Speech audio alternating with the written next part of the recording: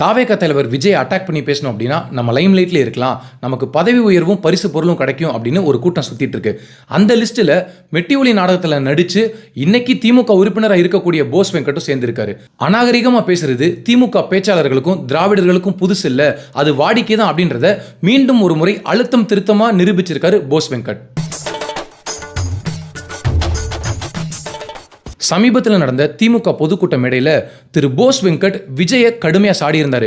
அதற்கான முக்கிய காரணம் என்ன அப்படின்னா, விஜய் அவரோட கட்சியின் பொதுக்குழுவில் திமுகவையும் அதன் தலைவரையும் கடுமையாக அட்டாக் பண்ணியிருந்தார். அதுக்கு பதிலடி கொடுக்குற விதமாக தான் இவர் நீங்கள் எங்கள் கட்சி தலைவரின் பேரை சொல்லிட்டீங்க, நீங்கள் எங்கள் கட்சியை விமர்சனம் பண்ணுறதுக்கு உங்களுக்கு என்ன தகுதி இருக்குது, 50 வயசில் கட்சி ஆரம்பிச்சுட்டு நீங்களாம் எங்கள் கட்சியை விமர்சனம் பண்ணலாமா அப்படின்னு ஏகப்பட்ட அநாகரிகமான முறையில் அவர் பேசியிருந்தார். இதில் ஏகப்பட்ட கேள்விகள் மக்கள் மத்தியில் எழுந்திருக்கு. முதல் கேள்வி என்ன அப்படின்னா, விஜய் 50 வயசில் அரசியல் கட்சி ஆரம்பிக்கிறேன்னு சொல்றாரு, இதுவரைக்கும் நீங்க என்ன பண்ணிட்டு இருந்தீங்க அப்படின்னு அவர் கேட்கிறாரு. நம்ம மீண்டும் மீண்டும் சொல்றோம், விஜய் ஏதோ இப்போ புதுசாக அரசியல் பேசல, கிட்டத்தட்ட ஒரு 15 ஆண்டு காலமாகவே அவர் அரசியலுக்குள்ள தான் இருக்காரு. அவரோட படம் மூலியமாகவும் அவரோட செயல்கள் மூலியமாகவும் அவர் அரசியல் பேசிக்கிட்டே தான் இருந்திருக்காரு. இதே போஸ் வெங்கட் தான் இதுக்கு முன்னாடி நடந்த ஒரு டிபேட்ல தாவேகா நிர்வாகி ஒருத்தட்ட சேலஞ்ச் பண்ணாரு, அதாவது லயோலா மணிக்கிட்ட. என்ன அப்படின்னா, உங்க கட்சி தலைவருக்கு திமுக தலைவர் பேரை சொல்றது கூட தகுதி இல்லை, பயப்படுறாரு, நீங்க எப்படி எங்களை விமர்சனம் பண்ண முடியும் அப்படின்னு கேட்டாரு. முத்துவேல் கருணாநிதி ஸ்டாலின் அவர்களே, நீங்க இப்படி பேரை சொன்னா மட்டும் பார்த்தாது, நல்ல ஆட்சி கொடுக்கணும் மக்களுக்கு அப்படின்னு ஒரு பொதுவான விமர்சனம் தான் வச்சாரு. அவர் ஏதோ அநாகரிகமாகவோ இல்லை ரொம்ப சீப்பாகவோ பேசல. ஒரு சில குற்றச்சாட்டுகளை மக்களுக்கான பிரச்சனைகளை அவர் அந்த பொதுக்குழுவில் பேசுறாரு. உங்களோட பொறுப்பு தானே இந்த ஆட்சி நடத்துறது, நீங்க ஏன் இப்படி நிறைய விஷயத்த மிஸ் பண்றீங்க அப்படின்னு அவர் சொன்னார். இதுக்கு உடனே போஸ் வெங்கட் என்ன சொல்றாருன்னா, நீங்க சினிமா வாரிசா வரும்போது நாங்கள் அரசியல் வாரிசா வரக்கூடாதா, நானும் தான் திமுக வாரிசு, எங்க அப்பா ஒரு திமுக நிர்வாகி, நான் இன்னைக்கு வந்திருக்கேன், அது அரசியல வாரிசு அரசியலா இருக்கு, உங்களுக்கு என்ன பிரச்சனை, அப்படி பார்த்தா உங்க அப்பா ஒரு சினிமாக்காரர், உங்க அம்மா ஒரு சினிமாக்காரங்க, உங்க குடும்பமே சினிமா குடும்பம் அப்படின்னு சொல்றாரு. திரு போஸ் வெங்கட் அவர்களே, உங்களுக்கு நம்ம ஒரு விஷயத்த தெளிவுபடுத்தணும். விஜயோட குடும்பம் மிகப்பெரிய சினிமா குடும்பம் தான், ஐயா கலைஞரோட குடும்பம் மிகப்பெரிய அரசியல் குடும்பம் தான். ஆனால் இங்கே ரெண்டுக்கும் வித்தியாசம் என்ன இருக்குது அப்படின்னா, விஜய் சினிமா குடும்பத்திலேருந்து வந்தாலும் தன்னுடைய குடும்பம் மட்டும்தான் அங்கே ஆதிக்கம் செலுத்தணும், தன்னோட குடும்பம் மட்டும்தான் சினிமாவில் இருக்கணும்னு அவங்க நினைக்கல. ஆனால் இங்கே மக்கள் மத்தியில் பரவலாக பேசக்கூடிய கருத்து என்ன, ஒரே குடும்பம் தான் ஆட்சி செஞ்சிட்ருக்கு, இந்த குடும்பம் மட்டுமே ஆட்சிக்கு வருது அப்படின்னு அவங்க சொல்கிறாங்க. அண்ணாதுரை அவர்கள் கட்சி ஆரம்பித்த நோக்கம் என்ன, அதன் வழியில் தான் இன்றைக்கி திமுக போகுது அப்படின்னு கேட்டால் மிகப்பெரிய கேள்விக்குறி. இதை விட இன்னமும் ரொம்ப மனதுக்கு வேதனையான ரொம்ப கீழ்த்தரமான ஒரு கருத்தை போஸ் வெங்கட் பதிவு பண்ணுறாரு. என்ன சொல்கிறாருன்னா, விஜய் அப்படின்னா எல்லாருக்குமே தெரியும், குழந்தைங்கள்லேருந்து பெரியவங்க வரைக்கும் யாருக்குமே தெரியாதவங்க கிடையாது. ஆனால் இவர் என்ன சொல்கிறாருன்னா, திரு ஜோசப் விஜய் அவர்களே அப்படிங்கிறாரு. ஒரு முறை சொன்னால் பரவாயில்ல, 2 முறை சொன்னால் பரவாயில்ல, பல முறை மீண்டும் மீண்டும் திரு ஜோசப் விஜய் அவர்களே. அப்போ என்ன கட்டமைக்க முடிவு பண்ணுறாரு அப்படின்னா, விஜய் ஒரு குறிப்பிட்ட மதத்தை சார்ந்தவர் அப்படின்னு இவர் அதை பதிவு பண்ணுறாரு. அப்போ யாரோட மனசில் இப்படி ஒரு எண்ணம் இருக்குது, நாமையே இதை இப்படி யோசிக்க வேண்டிய தேவை இருக்குது அப்படின்னா, இதே போஸ் வெங்கட் இதுக்கு முன்னாடி நடந்த ஒரு பேட்டியில் சொல்கிறாரு, நான் ஒரு குறிப்பிட்ட சமுதாயத்தை சார்ந்தவன் அப்படின்னு அது ரொம்ப பெருமையாக சொல்கிறாரு. அப்போ சாதிய உணர்வு மத உணர்வு யாருக்கு இருக்குது அப்படின்னா, மாற்றம்னு பேசக்கூடியவங்களை எதிர்க்கிறாங்க பார்த்தீங்களா, இந்த மாதிரி திராவிடர்கள்கிட்ட தான் இருக்குது. உங்களுக்கு என்ன அவ்வளோ ஒரு வன்மம், தாராளமாக வரட்டும். விஜயோட கருத்தில் உங்களுக்கு முரண் இருக்கா, கொள்கையில் முரண் இருக்கா, தவறு பண்ணுறாரா, சொன்னதை மாற்றி பேசுகிறாரா, தாராளமாக விமர்சனம் பண்ணுங்கள். நீங்கள் யாரை வேணாலும் விமர்சனம் பண்ணலாம், ஆனால் அந்த விமர்சனத்தை நம்ம எவ்வளோ நாகரிகமாக வைக்கிறோன்றது இருக்குது. திரு ஜோசப் விஜய் அவர்களே நீங்கள் சொல்கிறீங்க, நம்ம எல்லாருமே விஜய் ஒரு வகையில் பாராட்டலாம். என்ன காரணம்னா, அவர் படத்தில் நடித்த காலத்துலேருந்து இன்னைக்கு வரைக்கும் அவர் விஜய் தான் எல்லாருக்கும் தெரியும். ஆனால் ஒவ்வொரு அறிக்கையிலையும் அவர் தன்னோட பேரை ஜோசப் விஜய் தான் சொல்லியிருக்காரு. அவர் எந்த இடத்துலையும் அதை மறைக்கலை.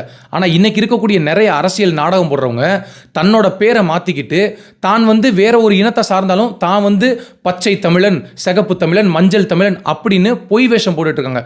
விஜய் அந்த மாதிரி எதுவுமே பண்ணலையே, என்னைக்காவது அவர் மறைச்சிருக்காரா, தான் ஒரு குறிப்பிட்ட மதத்தை சார்ந்தவன் அவர் என்றைக்குமே மறைச்சதில்லை. இதில் இன்னொரு நகைச்சுவையான ஒரு விஷயம் என்ன அப்படின்னா, இதே போஸ் வெங்கட் தான் சொன்னார், நம்ம முன்பு சொன்னது போல, உங்களுக்கு தைரியம் இருந்துச்சா எங்கள் கட்சியின் தலைவர் பேரை சொல்லுங்க அப்படின்னு. விஜய் பொதுக்குழுவில் முத்துவேல் கருணாநிதி ஸ்டாலின் சொல்லிட்டாரு. சொன்ன உடனே இப்போ என்ன சொல்கிறாரு, நான் தான் சொன்னேன், அவங்க கட்சிக்கு சேலஞ்ச் பண்ணேன், முடிஞ்சால் எங்கள் பேரை சொல்லுங்க அப்படின்னு. இப்போ பேரை சொல்லிட்டாரு. இதை ரொம்ப பெருமையாக பேசுகிறாங்க தாவேக்கா, இது பெருமை கிடையாதுரா, நீங்கள் நெருப்புக்குள்ளே காலை விட்டுட்டீங்க. என்ன நெருப்புக்குள்ளே காலை விட்டுட்டீங்க, ஒருத்தரை விமர்சனம் பண்ணால் நெருப்புக்குள்ளே காலை விட்டுட்டீங்க. இப்போ மக்கள் மத்தியில் ஒரு கேள்வி இருக்கும்ல, உண்மையிலே யாரை பார்த்து பயப்படுறா, விஜய் உங்கள் கட்சி தலைவர் பேரை சொல்லிட்டாரு, இப்போ நாம் என்ன சொல்கிறோம், உங்கள் கட்சியின் தலைவர், உங்கள் இளைஞரணி செயலாளர், இவங்க 2 பேரை ஒரே ஒரு முறை விஜய் அட்டாக் பண்ணி எதிர் முறையில் பேச சொல்லுங்கள். ஏன் அப்படின்னா, உங்கள் எல்லாருக்கும் தெரியும், விஜய்க்கு மக்கள் மத்தியில் மிகப்பெரிய செல்வாக்கு இருக்குது, எல்லார் வீட்லேயும் நேசிக்கக்கூடிய ஒரு நடிகர் அவர் இருந்திருக்காரு, அதனால அவர் அட்டாக் பண்ணி பேசணும் அப்படின்னா நம்மளோட இமேஜ் எங்கேயும் குறைஞ்சிருமோ, நம்ம கட்சியில் இருக்கக்கூடிய செகண்ட் ஜென்ரேஷனே வந்து விஜய்க்கு ஓட்டு போடுங்களோன்ற பயம் உங்களுக்கு இருக்குது. கமலஹாசன் கட்சி ஆரம்பிக்கும் போது இல்லாத எதிர்ப்பு ஏன் விஜய்க்கு இருக்குது? ரஜினிகாந்த் கட்சி ஆரம்பிக்க போகிறேன்னு சொன்ன உடனே அவரை பார்த்தும் பயந்தாங்க. அப்போ என்ன காரணம் அப்படின்னா மக்கள் மத்தியில் ஒரு மிகப்பெரிய ஒரு ஃபேன் பேஸ் வச்சுருக்காங்க. ஐயா ரஜினிகாந்தும் அதே தான், அவரை பார்த்து இவ்வளவு நடுங்குச்சு திமுக. ஆனால் இன்னைக்கு விஜயை பார்த்து ஏன் இன்னும் நடுங்குது அப்படின்னா ரொம்ப யங்ஸ்டராக இருக்காரு, இன்னும் 50 வயதுக்கு இப்போ தான் நெருங்குறாரு. அப்போ இவருக்கு மாற்றம்னு சொல்லி இவர் பக்கம் மக்கள் போயிடுவாங்களோ? ஒரு சரியான அரசியல், சரியான தலைவன் என்ன சொல்லணும்? யார் வேணாலும் வரட்டும், வாங்க கட்சி ஆரம்பிங்க, எங்களோட கொள்கை முன்னாடி நீங்கள் வீழ்ந்து போவீங்க, இப்படி நீங்கள் சவால் விடணும். அதை விட்டுட்டு ஒருத்தரை பேசவே விடாமல் அவரை தரம் தாழ்ந்து விமர்சனம் பண்ணுறது. திமுகவோட ஒரு அஜெண்டாவும் எப்பயுமே ஒரு ட்ரெண்டு எப்படி அப்படின்னா ஒரு நல்ல ஒரு தரமான கேள்விகள் எழுப்பப்படுது, விமர்சனம் வைக்கப்படுது, ஒரு நல்ல எதிர்மில் வந்து ஒரு நல்ல பர்சன் வந்து அரசியல் பண்ணுறாங்க அப்படின்னா அவங்கள வந்து பேரை சொல்லாமல் அப்படியே அவாய்ட் பண்ணுவாங்க. இவங்க சொல்ல மாட்டாங்க, கட்சியின் தலைமை சொல்லாது, ஆனால் கட்சிக்கு கீழே இருக்கக்கூடிய நிர்வாகிகள் இருக்காங்களே அவங்கள விட்டு ரொம்ப கேவலமாக கீழ்த்தரமாக அப்படிலாம் பேச வைப்பாங்க. இப்போ திமுகவின் அடுத்த தலைவரை சொல்லக்கூடிய இன்றைய துணை முதலமைச்சர் ஐயா உதயநிதி ஸ்டாலினுக்கு விஜய் வந்து ஒரு மிகப்பெரிய சேலஞ்சா இருப்பாரு அப்படின்னு சொல்லி எல்லாருக்குமே தெரிஞ்சிருச்சு. சமீபத்தில் CVOTers நடத்திய கருத்து கணிப்புல ஐயா ஸ்டாலினை வந்து 27% மக்கள் வந்து முதலமைச்சராக வரணும்னு விரும்புறாங்க. அதுக்கு அடுத்து யாருன்னு பார்த்தது தான் பல பேருக்கு வந்து ஹார்ட் அட்டாக் கொடுத்துருச்சு. விஜய் வந்து 18% மக்களால் நேசிக்கப்படுறாரு, முதலமைச்சர் அவர் வரணும்னு விருப்பப்படுறாங்கன்னு அந்த CVOTer கருத்து கணிப்பு சொன்னது பல பேருக்கு புளியையும் கரைச்சிருச்சு. இதில் ரொம்ப அறிவுபூர்வமாக ரொம்ப பயங்கரமாக ஒரு உதாரணம் கொடுத்தாரு போஸ் வெங்கட். என்ன அப்படின்னா நீங்கள் வந்து 15 வயசில் என்ன பண்ணிட்டு இருந்திருப்பீங்கன்னா உங்கள் அப்பா கிட்ட வந்து ஹீரோக்கள் வந்து கதை கேட்டிருப்பாங்க, அதை பார்த்துருப்பீங்க. 20 வயசில் என்ன பண்ணியிருப்பீங்கன்னா கட் கேமரா டேக் ஆக்ஷன் அந்த மாதிரி நடிச்சிட்டு இருந்திருப்பீங்க. ஆனால் எங்கள் இளைஞரணி செயலாளர் உதயநிதி ஸ்டாலின் என்ன பண்ணிட்டு இருந்தார் தெரியுமா? 5-10 வயசில் வந்து இந்திரா காந்தி கிட்ட அவங்க தாத்தா பேசிகிட்டு இருந்தார், அதை பார்த்தாரு.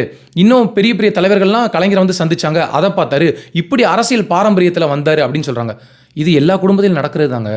ஒரு வக்கீல் குடும்பத்தில் பிறந்தா அவங்க அப்பா வக்கீல் எப்படி கேஸ் வந்து நடத்துவாங்க அப்படின்னா அந்த புள்ள பார்ப்பான். ஒருத்தர் ஆட்டோ ஓட்டுறாருன்னா ஒரு பிள்ளை எப்படி ஆட்டோ ஓட்டுறான்னு பார்ப்பான். இதெல்லாம் அந்தந்த சீசனில் அவன் சாப்பிட்றதாங்கன்ற மாதிரி இருக்குது இவர் சொன்ன உதாரணம். எனவே விஜய் வந்து இன்னைக்கு இவ்வளோ பெரிய ஒரு ஸ்டாராக இருந்து அவ்வளோ பெரிய ஒரு சம்பளம் வெளிப்படையாக தெரியும் நம்ம எல்லாருக்குமே, கிட்டத்தட்ட 250 கோடி ரூபா கிட்ட சம்பளம் வாங்குறாரு.